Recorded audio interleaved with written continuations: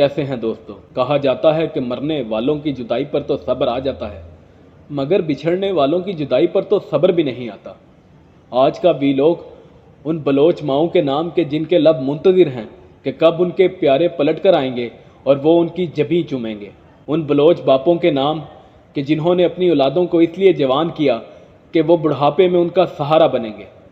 ان بلوچ بیٹیوں کے نام کہ جو آج بھی اپنے باپوں کے دست شفقت سے محروم ہیں۔ ان بیٹوں کے نام کہ جنہوں نے اپنے باپ کی انگلی پکڑ کر چلنا سیکھا اور آج وہ اپنے باپ کی انگلی تلاش رہے ہیں مگر وہ کہیں میسر نہیں۔ ان جوان سہاگنوں کے نام کہ جن کے سہاگ اٹھا لیے گئے اور پھر کبھی پلٹ کر نہیں آئے، اور اپنے گمشدہ سہاگوں کو یاد کرتے کرتے ان کے بالوں میں چاندی اتر آئی اور ان کے جسم ڈھل گئے مگر وہ سہاگ کبھی پلٹ کر نہیں آئے۔ آج کا ویلاگ بلوچ لاپتہ افراد کے نام، بلوچستان کی عوام کے نام اور ریاست پاکستان کی عوام کے نام۔ بلوچستان میں جاری شورش میں پچھلے 2 دہائیوں سے کئی اتار چڑھاؤ آئے۔ کئی بار مذاکرات کی بات ہوئی تو کئی نئی تنظیمیں بن کر سامنے آئیں، لیکن اس تمام عرصے میں ایک بات جو تواتر سے دیکھنے میں آئی ہے وہ یہ ہے کہ صوبے میں شاید ملک دشمن عناصر سے نمٹنے کا ایک طریقہ ہی رائج ہے اور وہ ہے جبری طور پر لاپتہ کرنا۔ ترقی یافتہ دنیا میں زیادہ تر پالیسیاں سروے، نتائج اور اعداد و شمار کو مد نظر رکھ کر مرتب کی جاتی ہیں کہ کون سی پالیسی مؤثر ہے اور کون سے کام کی نہیں، لیکن ہمارے ہاں سائنسی بنیاد پر یہ دعویٰ نہیں کیا جا سکتا کہ لوگوں کو آئین و قانون کے مطابق گرفتار کر کے عدالتوں میں پیش کرنے کی بجائے لاپتہ کرنے سے ملک کو زیادہ محفوظ بنایا جا سکتا ہے۔ اخباری رپورٹس کا جائزہ لیا جائے تو پتہ چلتا ہے کہ بہت کم ایسے لاپتہ افراد ہیں جن کا تعلق بلوچ مسلح تنظیموں سے ہے۔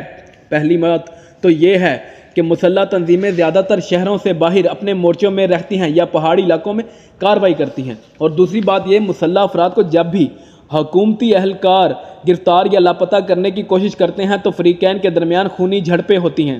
یہی وجہ ہے کہ زیادہ تر نہتے شہری بالخصوص کالج اور جامعات کے نوجوان طلبہ ہی جبری گمشدگیوں کی اس متنازع پالیسی کا شکار رہے ہیں۔ لاپتہ افراد کے والدین کو فوری طور پر یہ خدشہ ہوتا ہے کہ کہیں ان کے بچے گمشدگی کے دوران ہی مار نہ دیے جائیں۔ اس بات کے پیش نظر اگر ان کے بچے کا تعلق کسی سیاسی جماعت یا سوچ و فکر سے رہا بھی ہے تو وہ اس امید سے کہہ دیتے ہیں کہ ان کے بیٹے کا کسی سیاسی جماعت سے تعلق نہیں تھا کہ شاید اس بنیاد پر ہی ان کی اولاد کو بری کر دیا جائے۔ حکومت کا کہنا ہے کہ وہ جبری گمشدگیوں کے معاملے کو بڑی سنجیدگی سے لیتی ہے۔ اس کے حل کے لیے ایک کمیشن بھی مقرر کیا گیا ہے۔ اس کا کہنا ہے کہ گمشدگیوں کی وجوہات کئی ہو سکتی ہیں۔ تعلیمی پسماندگی کا تو یہ عالم ہے کہ دیہی بلوچستان میں بیشتر والدین پڑھ لکھ نہیں سکتے، بیشتر کو اردو نہیں آتی، اور یہاں تک معاملہ ہے کہ وہ FIR تک درج نہیں کروا سکتے اور نہ ہی انسانی حقوق کی تنظیموں کی جانب سے فراہم کردہ خاصا پیچیدہ اور تفصیلی کوائف نامہ بھر سکتے ہیں۔ بے بسی کا عالم دیکھیے کہ بہت سارے والدین کو پریس ریلیز لکھنا پڑتی ہے اور نہ ہی ان کو ذرائع ابلاغ کو انٹرویو دینا آتا ہے۔ سیاست جرم نہیں ہے۔ سیاسی سوچ رکھنا اور کسی سیاسی جماعت میں شمولیت کرنا اور اس کی سرگرمیوں میں حصہ لینے کی سزا اتنی بھاری نہیں ہونی چاہیے۔ والدین کو اپنے بچوں کی سیاست میں شمولیت پر شرمندہ یا معذرت خواہ نہیں ہونا چاہیے۔ انصاف کو مشروط نہیں ہونا چاہیے۔ بظاہر لگتا ہے کہ لاپتہ افراد کا معاملہ قومی سلامتی اور قانون نافذ کرنے والے مختلف اداروں کے درمیان ٹکراؤ کا نتیجہ ہے۔ ادارے کے ایک دوسرے پر اعتماد نہیں کرتے، چنانچہ ملکی سلامتی اور ملکی مفاد کے نام پر غیر انسانی اور غیر قانونی عمل بلا خوف و خطر سر انجام پاتے ہیں۔ لاپتہ افراد کے معاملے نے بلوچستان کے عام شہریوں کا اعتبار قومی اداروں پر سے اٹھا لیا ہے۔ جوں جوں اداروں پر عوامی بھروسہ ختم ہو جاتا ہے اور اس کا فائدہ علیحدگی پسند قوتوں کو ہوگا جن کی بقا اور کامیابی اس بات پر منحصر ہے کہ حکومت کس حد تک ناکام ہوتی ہے اور لوگ کب تھانوں اور عدالتوں کے دروازوں پر دستک دینا چھوڑ دیں گے، اور پھر ایک ایسا خونی انقلاب آئے گا کہ جس کے بعد کچھ نہیں بچے گا۔ بلوچستان اور پشاور کے ریگزاروں میں نے وہ انقلاب دیکھا ہے۔ بلوچوں اور پشتونوں کی نئی نسل کے اندر وہ انقلاب کی رگیں جو ہیں وہ تیز مزید جڑیں پکڑ رہا ہے۔ میں نے دیکھا ہے کہ وہ لاؤ جو پہلے صرف بلوچستان کے ریگزاروں میں تھا اب کے پنجاب کے میدانوں تک آ پہنچا ہے۔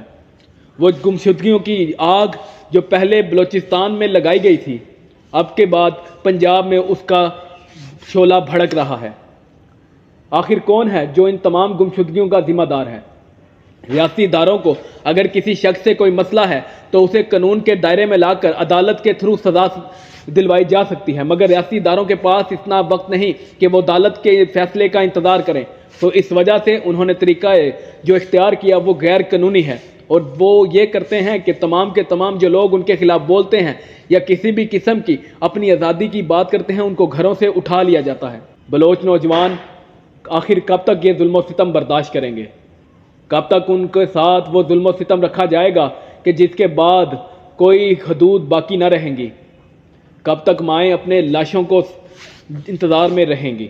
اپنے جوان بچوں کی موت کا انتظار کرتے کرتے مائیں آپ خدا کو پیاری ہو جاتی ہیں مگر پیارے پلٹ کر نہیں آتے۔ المیہ تو یہ کہ مرنے والوں کی لاشیں بھی واپس نہیں کی جاتی۔ ڈاکٹر مہارنگ بلوچ جو ان دنوں بلوچستان کی طرف سے مارچ لے کر آئیں اور اس کے بعد ان کے ساتھ جو اسلام آباد کے اندر ہوا وہ سب آپ نے دیکھا۔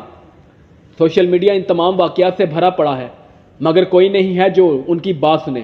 وہ ریاست سے اپنے مطالبات منوانے آئی ہیں، وہ ریاست کے سامنے اپنی پیشکشیں رکھنے آئی ہیں، مگر ریاست میں ایسا کوئی نہیں جو ان کی بات سن سکے۔ ویسے بھی بندوق رکھے بغیر بات سننا ممکن ہی نہیں۔ اور بلوچوں کے بارے میں تو عام طور پر یہ کہا جاتا ہے کہ جب ان کو گھروں سے اٹھا لیا جاتا ہے تو یہ گم شدہ نہیں ہوتے، بلکہ ان کو قومی مفاد کے نام پر قربان کر دیا جاتا ہے۔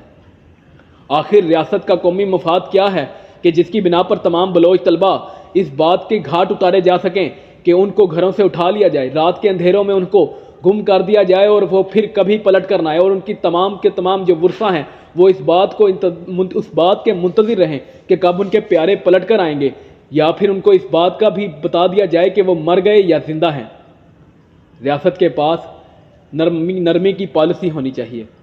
ریاست اپنے شہریوں سے جب آہنی ہاتھوں سے نمٹنے لگتی ہے تو پھر کچھ باقی نہیں رہتا، کچھ باقی نہیں رہے گا اگر یہی تمام سلسلہ چلتا رہا۔ اس سے پہلے گلگت کے اندر تمام تر واقعات بھی آپ نے دیکھے کہ کس طرح وہاں پر ریاست مخالف جو تحریک تھی اس کو کس زبردستی سے کچلا گیا، کس بے رحمانہ طریقے سے اس تحریک کو کچلا گیا، اور اب بھی یہی ہو رہا ہے۔ آخر کب تک یہ سلسلہ چلتا رہے گا؟ کب تک یوں ہی لاشیں واپس نہیں آئیں گی؟ کب تک یوں ہی گھروں سے اولادیں اٹھائی جاتی رہیں گی؟ کب تک یوں ہی اولادیں باپ کا انتظار کرتی رہیں گی؟ کب یوں ہی ورثہ اپنی لاشوں کو مانگ کے لیے اسلام آباد کا رخ کرتے رہیں گے؟ یہ سلسلہ اگر جلد بدیر نہیں رکتا تو وہ دن دور نہیں جب بلوچستان بنگال کی طرح اپنا فیصلہ سنا دے گا۔ میں گزشتہ کئی عرصے سے یہ بات دہرا رہا ہوں کہ بلوچستان ہمارے ساتھ اگر 20 سال بھی مزید رہ جائے تو یہ بہت بڑی نعمت ہوگا۔ مجھے حیرت ہوگی اگر بلوچستان نے مزید 20 سال ریاست پاکستان کے ساتھ گزار لیے، کیونکہ بلوچستان کے اندر جو آگ نظر آ رہی ہے وہ کسی طور تھمنے کا نام نہیں لے رہی، اور نہ وہ تھامی جا سکے گی کسی سے۔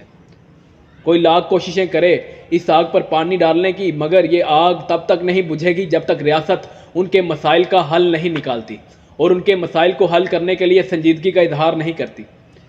کمیشن مقرر کرنا ریاست کا اختیار ضرور ہے، مگر کمیشن کا فیصلہ کیا ہوگا اس بات کا بھی فیصلہ کرنا بھی باقی ہے۔